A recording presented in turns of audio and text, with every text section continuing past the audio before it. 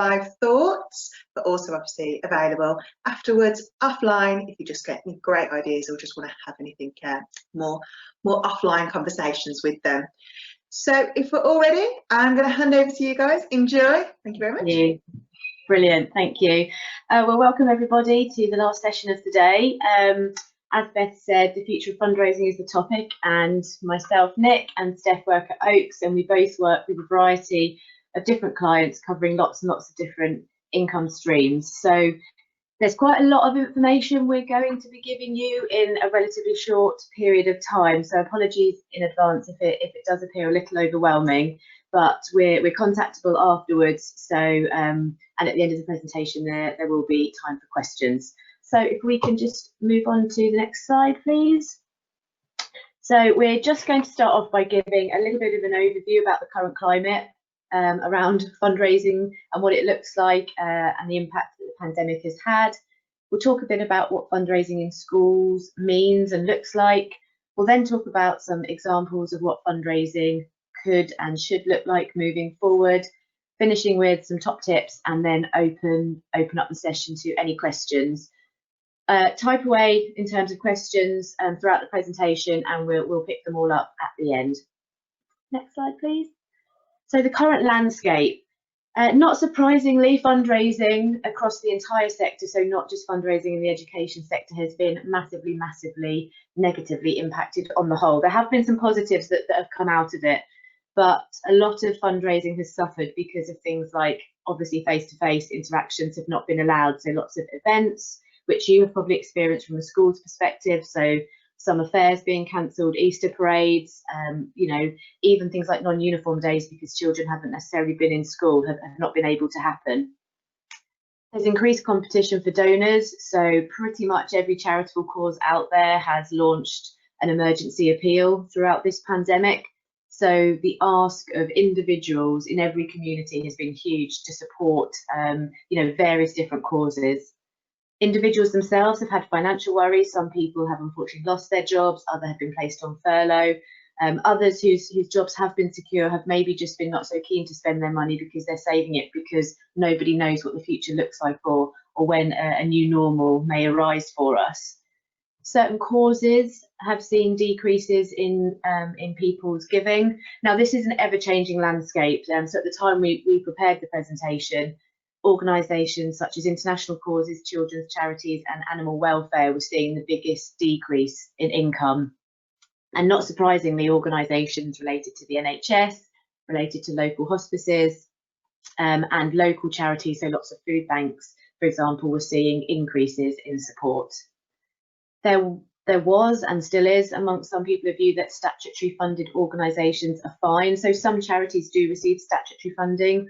Obviously, as a school, lots of fundraising may have been impacted because people have felt that there are other organisations that are more deserving or in need of donations at the moment.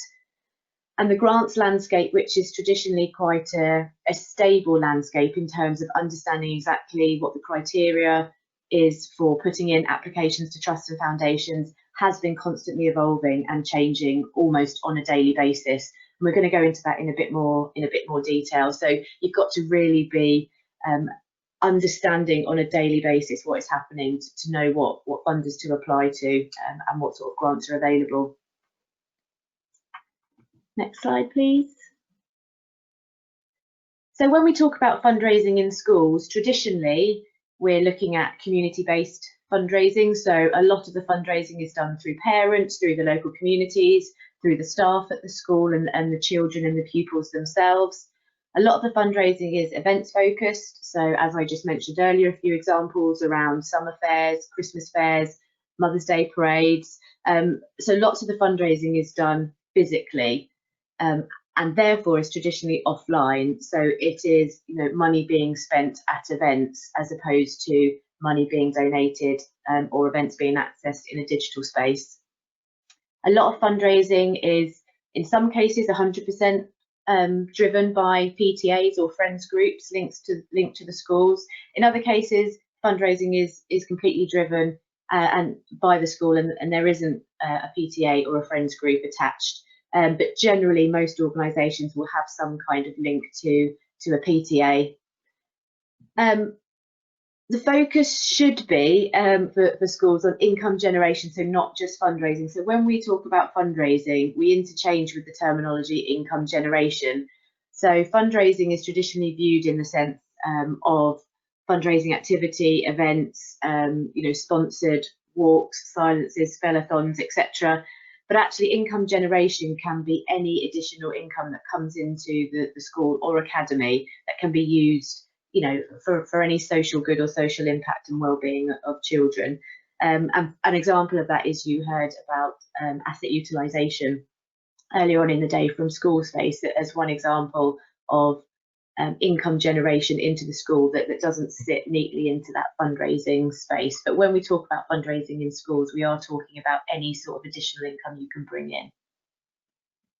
Next slide, please. So I'm just going to hand over to Steph, who's one of our bid writers here at Oaks, and he's just going to talk you through grant fundraising in schools. Yeah, so as Nic mentioned, the fundraising landscape is extremely competitive. That's the case with grant funding as well. Even in normal circumstances, schools are faced with significant challenges when trying to access grant funding support. And since the COVID-19 lockdown, we found that a large number of funders who have a track record in supporting schools have suspended all their grant funding streams and sort of drifted their attention towards supporting projects that have a direct link to COVID-19. One example would be the National Lottery, who for years have allocated significant investment in education through their Awards for All program.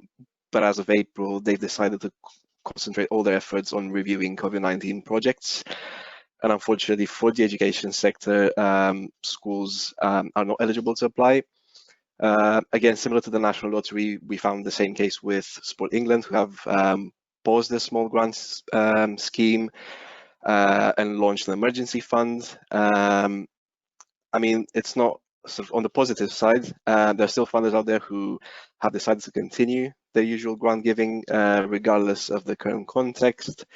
For example, we have funders like the Garfield Weston Foundation who still give out grants like both capital and revenue. We have people like Bailey Thomas Foundation who are still accepting applications from schools who work specifically with children with learning disabilities. Schools in the West Midlands, for example, can now apply again for the Severn Trent Community Fund, which has recently reopened.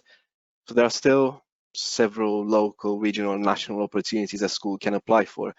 But again, it becomes more and more competitive, and people have to, schools have to come up with really, really innovative ideas for them to be successful.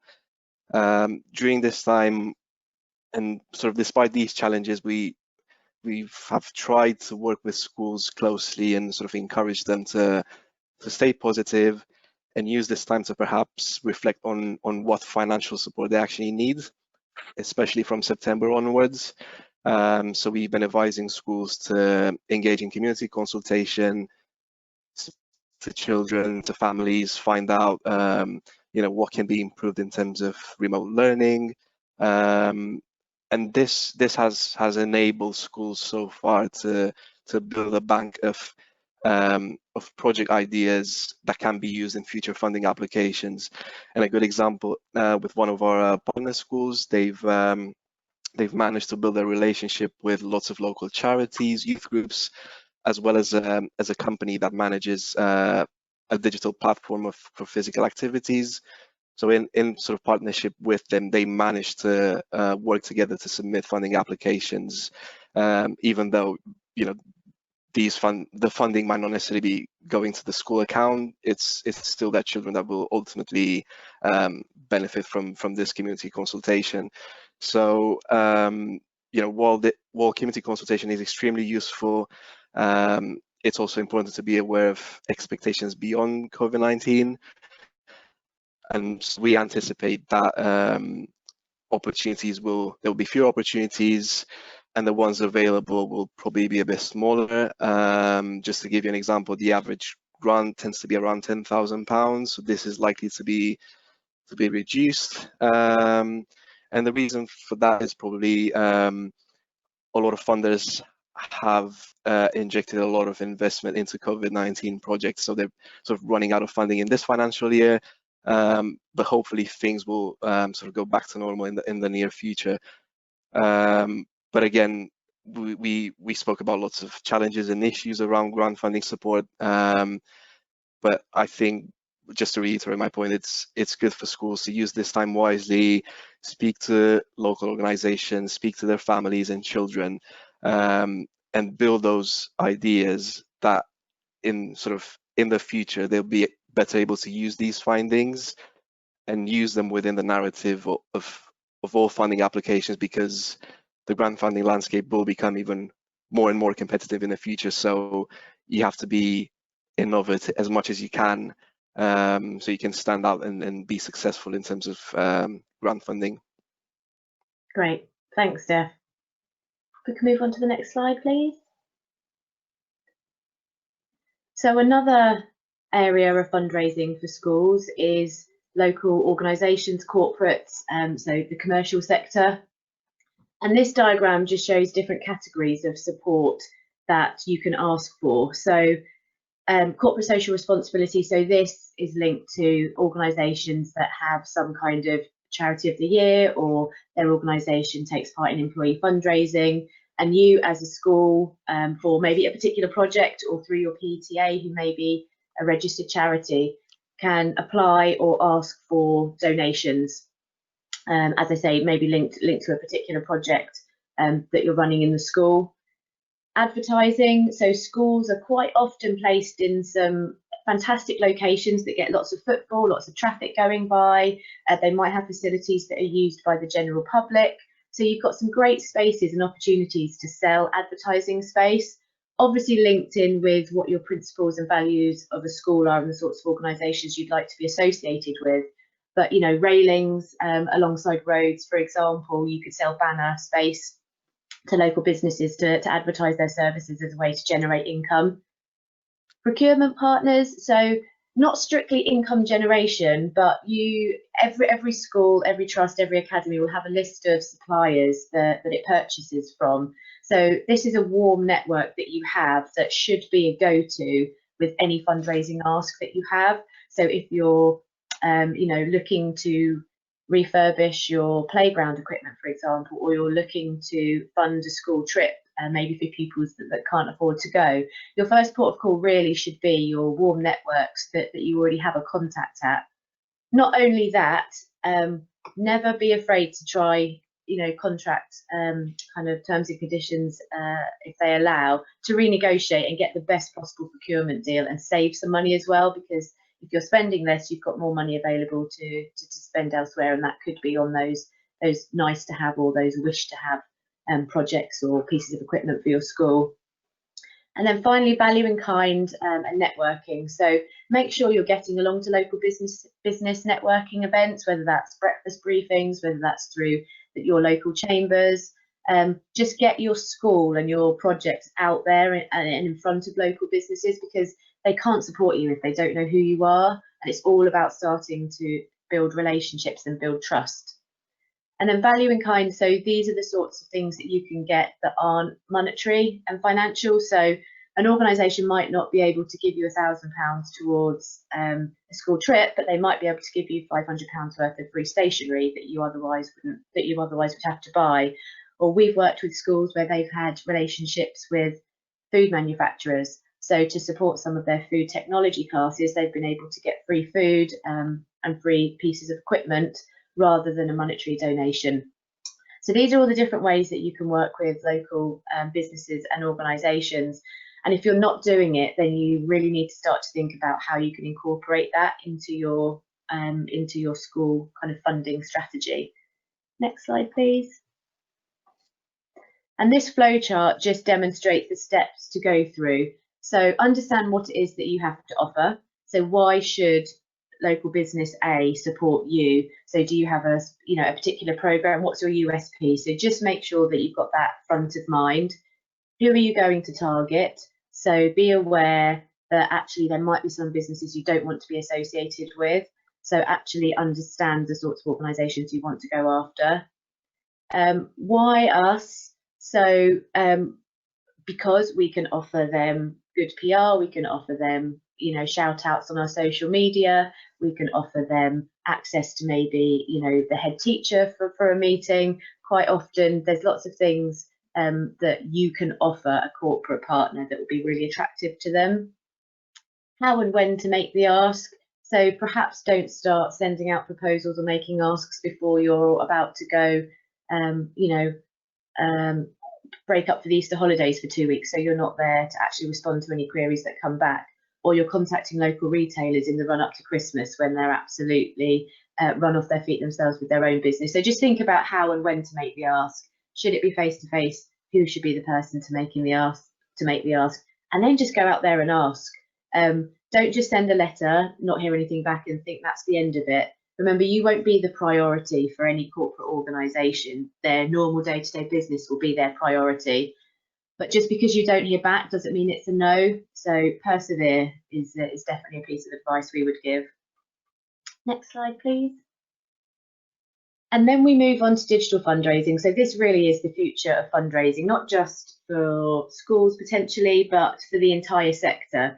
Lockdown has forced the agenda and has made lots of charities who had, a digital transformation strategy, planned, just execute it a lot sooner because they've had to take all their fundraising online. And there are examples of where schools have been really successful at doing this as well. So there's a school based down the road from me actually, and they took their summer fair online. So they changed it obviously from a face-to-face event to a Facebook event. They live streamed on the day, they ran competitions online. Parents and students had to send in, pictures of their cake for the best cake sale. They did keepy uppy competitions and sent in videos of their children.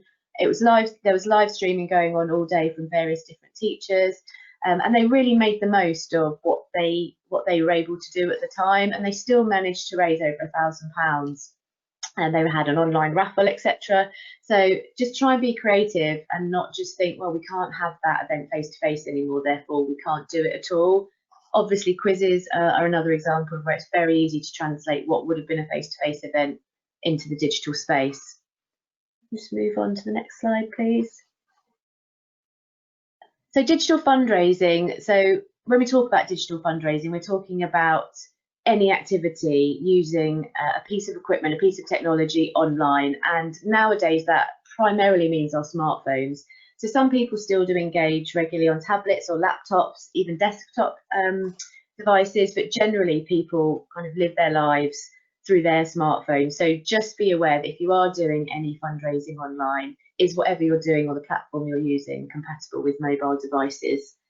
And really the benefit to digital fundraising is it's a way to make relatively small asks but to big audiences, but the end result can be really quite astounding in terms of donations or interactions, or just conversations with people in your local community and getting your school name or your school project out there.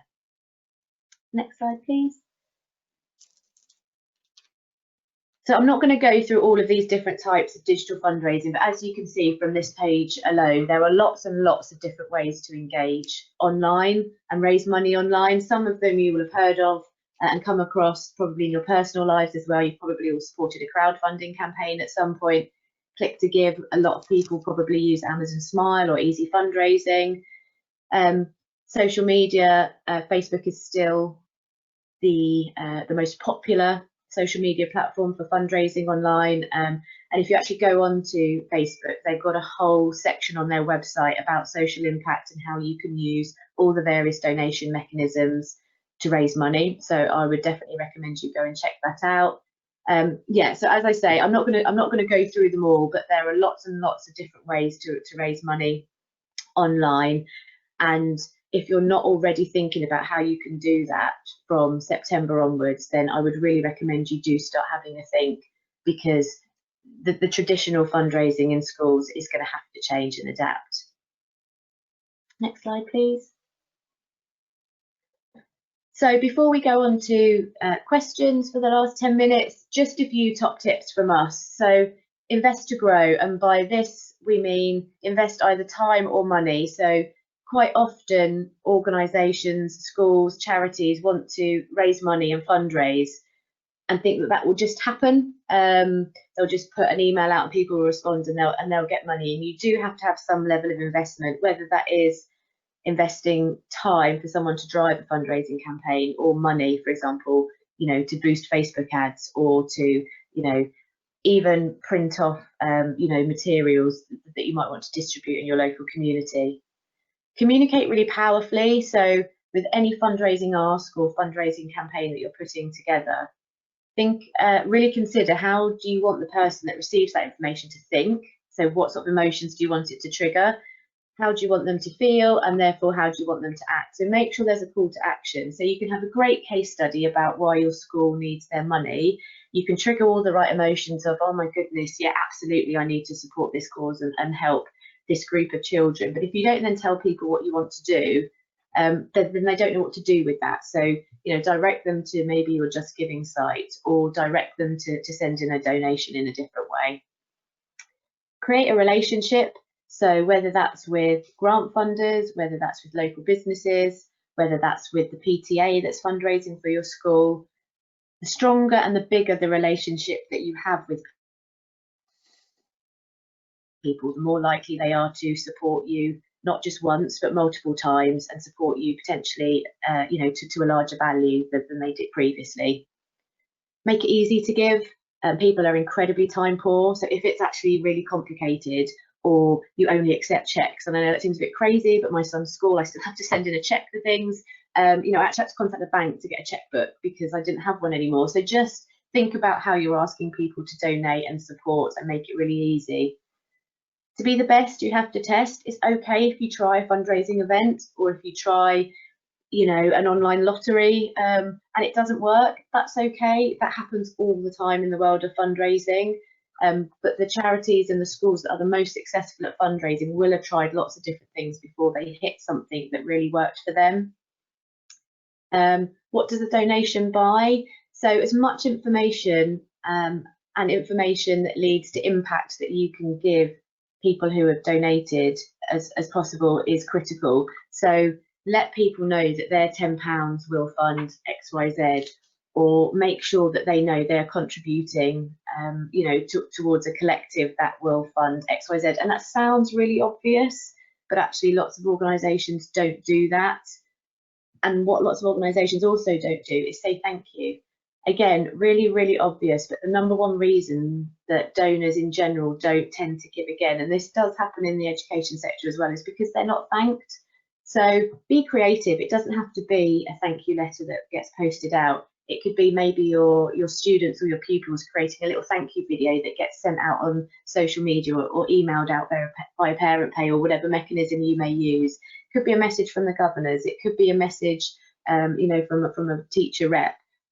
But just be as creative as possible in saying your thank yous, because you do want your parents and your local community to continue to support you. So that's our presentation, and we have got a few minutes left at the end. We've got about 6 minutes left, I think. So if there's any questions that have come in, we're happy to answer them. Brilliant. Thank you so much, Nic and Steph. That was absolutely fantastic and covered a lot there. So we've had some diverse questions obviously come in, as you would expect, because you did cover quite a lot of scope. Yep. I think this one goes back to Steph, when we were talking around the grant opportunities, although not specifically for grant, but I am going to frame it in that mind. Steph, in your experience, do you think that schools should be really thinking, or perhaps be a little bit more willing to be thinking about how their ideas are really embedded in the community, so the community-based projects on school grounds that aren't just necessarily for the benefits for the pupils, but also wider other groups within the community, and how that might work for grant funding? Yeah, absolutely. And I think being able to showcase why the community benefit within your grant funding applications gives you a better chance of success. And the reason for that is most grant giving organizations, they don't want to see their donations as replacing statutory funding. So you, as a school, you have to open your facilities to the wider community, bringing kids from outside your school, perhaps bringing families, outside the catchment area of your school. So yeah, absolutely. And I guess there is, understandably, there are some safeguarding concerns, and we've seen this in the past with head teachers being a bit reluctant to do this. But I think with the right risk assessment in place, you'll definitely be able to launch and run sort of community-based activities. So yeah, absolutely, yeah. Fantastic. And I think Nic, this is probably one for you, and probably more around the digital aspect, but who do you think is best placed within a school or a multi-academy trust to actually lead on something like a digital event or a digital campaign? Is it the teachers? Is it the support staff? Is it the PTA? Who do you think should be involved and lead on it? And it's a good question, and there probably will be a different answer dependent on how different schools and academies are set up. But I would definitely say getting buy-in from a teacher to lead on fundraising or a fundraising project is a really, really good idea. And quite often, newly qualified teachers or those that are quite early on in their career are really active in terms of wanting to further develop themselves and their own skill set. So it can be a really great project to give a newly qualified teacher. But what I would say is don't just expect one person in a school to be able to drive fundraising. There might be one person that leads on it, but it will need to be a team effort to some degree. But include the pupils as well. So it might actually be that a teacher leads a pupil, fundraising forum, or a charity. There might be charity champions that are based within the student population as well. So there's lots of different kind of methods that you can use, but definitely having I think one teacher to really lead with support from either other staff or pupils is a good idea. Thank you. And final question, which I mean, you might not know the answer, but we'll go out there. Top tips, quick wins. Have either of you got the thought of just a quick win in your experience that have worked really well for schools and their fundraising? For me, it's really basic. It's actually just putting an ask out to parents. So just put a monetary ask out there to parents. If you want a quick win, developing a fundraising campaign or setting up a crowdfunder or trying to arrange an event isn't that quick. So actually, if you communicate powerfully and you let parents and the wider community know what the impact is and what their money can buy, then actually that can be really powerful in itself. But the other thing I've seen, which isn't necessarily a quick win, but work really effectively for primary and the early years of primary, is a milk money campaign. So in the first few years of primary school, obviously children are able to access milk for free. So for the families that can afford it, it can be a really effective way to say, if you were paying, it would have cost you this. Would you mind making that a donation instead? So it kind of links it back to something that they know their child is benefiting from. But it will depend on the school audience and obviously your community and what sort of area of deprivation you're in. But don't assume that a parent won't donate because you are in an area of deprivation. Make the ask and let them make the decision. Fantastic. Thank you both. Unless there's any other kind of thoughts from you? No, I mean, the kind of the leave. Oh, I can't get my words out. The leaving comment from me is just give fundraising a go. Don't be put off because you might think that you're doing it wrong or that you might not raise a lot of money first time round. Just give it a go, test, learn. Join forums. There's lots and lots of fundraising that happens out there. Lots of schools are really successful at it. So if you spot a school being really successful, just drop them a line and ask them what they're doing and how. And likewise for us, if there's any follow-up questions, myself and Steph are more than happy to answer them after today. Thank you both. Thank you so much. We'll leave it there. Really appreciate your time. And again, you took the words right out of my mouth, but you are there to help and have taken